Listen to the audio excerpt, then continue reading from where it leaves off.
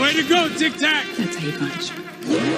Wakanda forever! Nah, you wouldn't have heard of me. Let me put you on hold. Dance off, bro! He's a friend from work! I can do this all day. Yeah, I know. What up, guys? It's Dom, and welcome back to another movie review. Today we are going over and ranking Kraven the Hunter. Kraven the Hunter, released in 2024, directed by J.C. Chandor, Kraven's complex relationship with his ruthless father, Nikolai Kravinoff, starts him down a path of vengeance with brutal consequences, motivating him to become not only the greatest hunter in the world, but also one of its most feared. Now, I was very excited for this movie when I saw its original teaser trailer. I love the character of Kraven. I think he is just such an awesome character, and I could not wait to see him on the big screen. And even Aaron Taylor Johnson playing him, I was excited to see it because he is a good actor. He knows, I feel like he would know how to be Kraven in that role.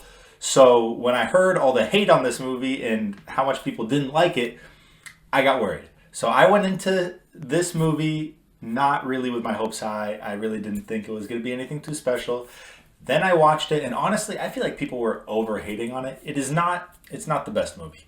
But there is a lot of things in this movie that I think are good, and that they had the opportunity to make this movie really good, and they just didn't do it well. Great idea, bad execution, basically.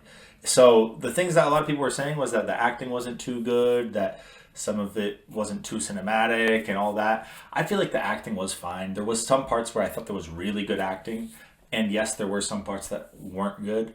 But overall, this movie should not be as widely hated as it was. So let's just get right into the 10 essential aspects of the movie. The first essential aspect is plot. I feel like the plot of the story had all the solid pieces it needed. It just wasn't put together correctly. The way that Kraven received his abilities, the way that he actually got his powers, did not need to influence the rest of the story as much as it did. I think it should have just stayed at the beginning of the movie where it just showed that, and then it never returned to that point, because that took me away from it. I feel like when the girl that gave him his abilities, or helped him get his abilities, when she appeared again in an older form later in the movie, it was just, her character felt so unnecessary. So that specific part of the plot kind of ruined a lot of the other parts for me. Otherwise, I loved seeing him actually in his animalistic form, seeing what he does as Kraven, how he became the hunter, his life beforehand. All of that is good. All the way until the end, it was all good. Besides those specific plot points. I feel like if those were just plucked from the movie and just, that's it, it would have honestly been way better. The second essential aspect is attraction. So Kraven is a very interesting character, at least to me. I think that his character is really cool, has a lot of good concepts that come with that character. So the movie in general, I feel like, was entertaining. It was attractive in that way. There was really good cinematic scenes, and actually him using his animal heightened senses. All of those scenes looked awesome to me. It got me way more engaged with the movie. But there were some points that I thought weren't as entertaining. There was some times where they tried to be funny. It wasn't as funny. A lot of the comedy was good in this. I feel like Kraven doesn't necessarily need comedy. This movie didn't need to have a funny part to it. And it did. It was fine with me for some parts. Some parts definitely were unnecessary. So the attraction is there to a limit, but I wouldn't say it's overly attractive. The third essential aspect is theme. At the end of the day, you turn into who you were raised to be. That doesn't always come true in real life, but in this movie in particular, the way you were raised is the way you will end up. That's really what it boils down to. The fourth essential aspect is dialogue. So the dialogue in this movie overall was good. I feel like the conversations had between a lot of the characters flowed really well, and the conversations felt real. The one big gripe I had with this movie was that Aaron Taylor Johnson did not speak with an accent. Now, I get it.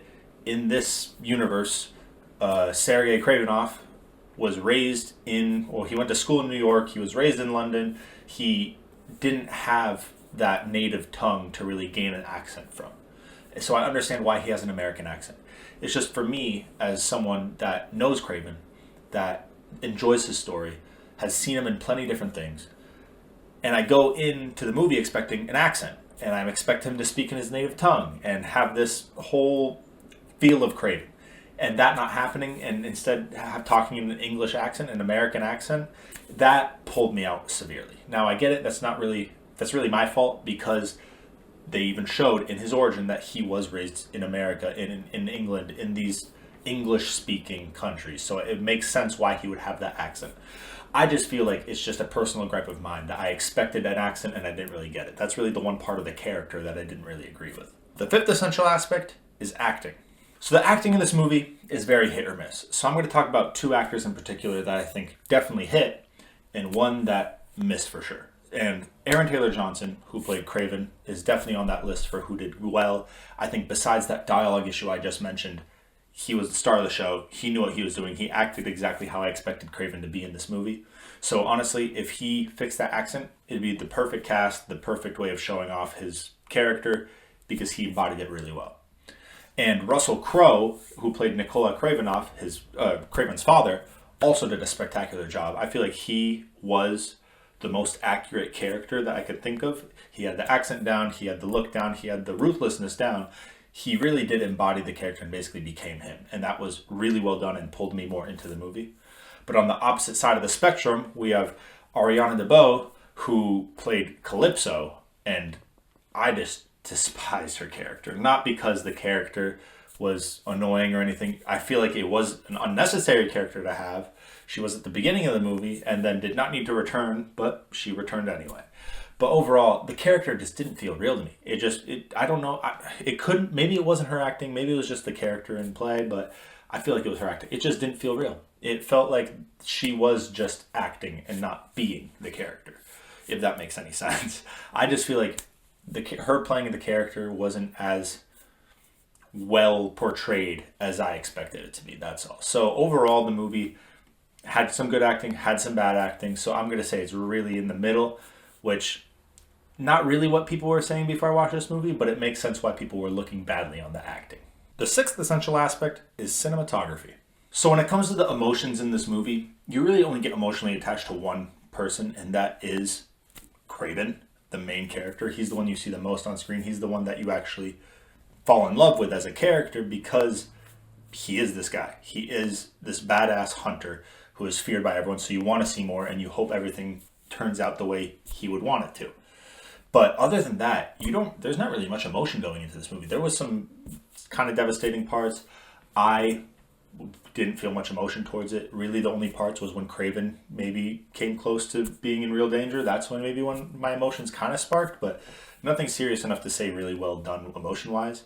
But when it comes to the cinematography of this movie, I think this movie looks great. I love the scenery. I love the locations of all these scenes and where they're happening. They look really good. And when it came to the actual scenes where he's using his heightened instincts, his animalistic abilities, those by far are the coolest scenes to me. There's some scenes where he's zooming in, like kind of focusing on something, and you can actually still see faded the iris around where he's looking, almost like you're looking through his point of view. I thought all those scenes looked really well. Something that I don't think looks well was Rhino in this movie. I'm glad that he looked more comic accurate, actually being a big rhino. It's just, the man looked like he was 5'10", but still a rhino. Like, he's supposed to be like a 7-footer, an 8-footer, a 10-footer. He's supposed to be massive. He's supposed to really be a big presence.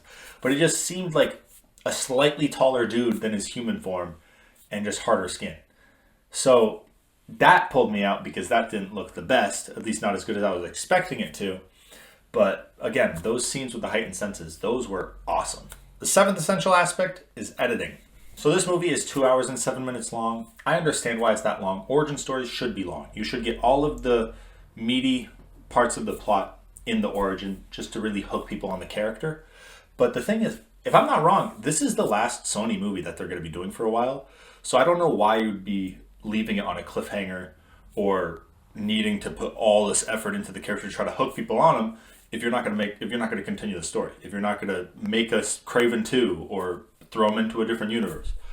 But I feel like it could have been shorter. There's a lot of scenes in there that were unnecessary. It did not need to push that 2 hour mark. If those scenes were good, would have made sense. I feel like movies with this much juice should be 2 hours long. But this one definitely did not need to be. The eighth essential aspect is soundtrack. From what I remember, pretty good soundtrack. Nothing too memorable. It was kind of just what I expected, but it wasn't anything that blew me away. The ninth essential aspect is directing. Now, I feel like it's the director's job to take these previous 8 essential aspects, put them together to make a movie that's worth watching. And the director of this movie is J.C. Chandor, and he's previously directed 4 movies, and they were Margin Call, All Is Lost, A Most Violent Year, and Triple Frontier. And I've never seen any of these movies. Based off this movie, probably semi-okay acting, decent cinematography when it comes to the visuals. Not too sure about the emotional. It just really depends on the story it has. But overall, I feel like there's a lot of different directors that could have made this movie spectacular. And I feel like it was just kind of wasted. And the 10th essential aspect is time. Sadly, I don't think this movie will stand the test of time. I mean, maybe in a Marvel standpoint where you realize, yes, Kraven is part of one of the bigger villain groups in Marvel, the Sinister Six, and he has his own movie. So maybe people that don't know anything about this movie get really excited when they find out, oh, hey, this movie's on Netflix. Let's go watch it. And then they get disappointed. Maybe that's something that might happen. Maybe that's the way that it would stand the test of time, as knowing the character. Because the character will always stand the test of time. But this movie just isn't to the level necessary to really stand the next 15 years and still be talked about as a pretty good movie. This is unfortunately not. Now, onto the reviews. So, Rotten Tomatoes critics gave it a 16%. Rotten Tomatoes audience gave it a 74%, and IMDb gave it a 54%. Now, off the bat, 16, way too low. If the movie didn't have any cinematography or any good acting at all, I get it. But there was at least savable parts of this movie throughout the whole movie. It's not like every single scene was terrible. It's like you get a good scene, you get an okay scene, you get a good scene, you get a bad scene. So it's not that bad. And 74% I do think is too high. I think 54 is a pretty good area, like 50s, 60s, somewhere around there is where I would personally put it. I feel like it has a lot of work to do to be a really good movie and as spectacular as I hoped it would be. But it's also far off from being terrible. It's okay. It's something that I could watch again maybe if I'm ever rewatching all the Marvel movies. But if I were to buy a movie, I wouldn't be wasting my money on it. And finally, the rankings. So, in 2024, it's going to be 13th, above If and below The Union. Now, If is one of those movies where it's just not targeted towards my audience. I thought it was a pretty good movie. I could maybe see myself watching it in the future because the concept is interesting. I always like the concept of imaginary friends, and it is one of the first times I've kind of seen that concept be used on the big screen. But the acting wasn't anything too special. It wasn't anything that really drew me in. The emotions it had was good, I'll say. The cinematography, emotions-wise, even visual-wise, was kind of good. I just felt like there was a lot of, not necessarily plot problems, but it had some discrepancies in it that kind of pushed me away. While Kraven, I think the concept is really, really good. There was a lot of, sure, there was some bad acting, but there was also good acting, which I feel like If didn't have. And the concept was just much more interesting to me. I love the character. I think seeing him in this animalistic environment and kind of in the movie, whenever he used his animal instincts, it felt like the animal. So when he's running, there was a scene where he's chasing a car. You can feel the weight of him while he's running.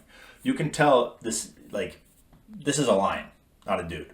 And it was really cool. When he crashed into a car, you can see the impact. It's like, okay, this guy has strength. He has this ability. And that's something that I honestly don't see much in movies. I feel like in movies that have people with superpowers, like, you know they have superpowers, but it doesn't necessarily feel like it. This felt like it. It had that feeling, which I have to give big props to. So I just feel like if I had to choose one or the other, I'm going to be choosing Kraven the Hunter. And it's below The Union because The Union had the same kind of acting as Kraven had. Some good, some bad. It wasn't anything out of the water, but it didn't suck. And I feel like the concept was also pretty interesting. I do like the concept a little more in Kraven. I just think The Union was more put together as a plot. It was everything made sense. I didn't see anything that I didn't want in the plot, while in Kraven I did. So it was hard to do, but I think The Union would definitely take the cake. In the 2020s, it's going to be 14th, again above If and below The Union. I'm not going to explain why since I just did. And in all time, it's going to be 48th, again above If, but this time below The Wolverine. Now again, I'm not going to explain why it's above If, but it's below The Wolverine because both movies are very similar. They're both obviously superhero movies. They're both Marvel movies. Both their characters are very animal-like, I do have to say. So they're very similar. I feel like I like the scenery more in Kraven, but again, the Wolverine has good cinematography. I just feel like I just like the story more, and I like the acting more. I just like the characters a little more in the Wolverine. It just checks a lot more boxes for me than Kraven does. Both movies are very similar. I just think that one deserves to be a little higher. That's all I have for Kraven the Hunter. Let me know what you guys thought of this movie. Do you guys agree more with me, where I don't think it's really as terrible as everyone's saying? Or, I mean, you could also agree that it's one of the better movies of all time. I'd shun you for that, but you could agree that way. Or do you think that it's the same way as everyone else is saying, that it's pretty bad? Let me know. If you want to see someone that does the same style of movie reviewing as I do, with the rankings, with the reviews, with the 10 essential aspects, check out my best friend, Mr. Majoritarian. He's the one that got me into movie reviewing. He has a channel of his own. He has helped me out a bunch with ideas. So if you want to see someone that does the same thing but with a little bit of a different opinion than me, check him out. His link will always be in my description. And make sure to leave a like and subscribe, and make sure to comment what movie you want me to review next. I hope you guys have an amazing night. Peace out.